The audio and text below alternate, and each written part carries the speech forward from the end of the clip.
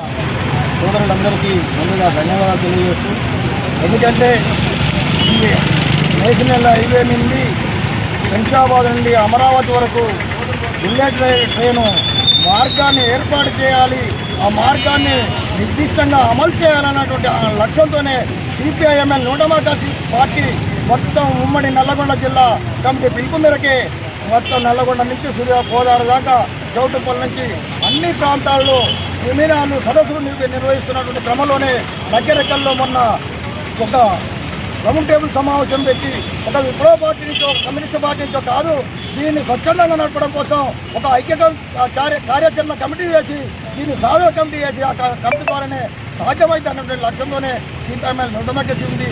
ఆ లక్ష్యంతోనే ఇవాళ కమిటీ ఏర్పాటు చేయడం జరిగింది. ఆ కమిటీ మార్గాన ఇవాళ అమరావతి నుండి ఢిల్లీ శంషాబాద్ నుంచి అమరావతి వరకు మన రైలు సాధించడం, బుల్లెట్ రైలు సాధించడం కోసం ఎన్ని ఇబ్బందులు వచ్చినా, ఎన్ని కష్టాలు వచ్చినా సిపిఐఎంఎల్ 101 పార్టీ ముందుని పోరాడుతుంది. ఆ పోరాటంలో ఏనాడు కూడా మేము వెనకడుగు వేయము. ఆ ఉద్యమానికి ఎప్పుడు ఎన్నుదన్నుగా ఉంటామని మేము తెలియజేస్తున్నాం.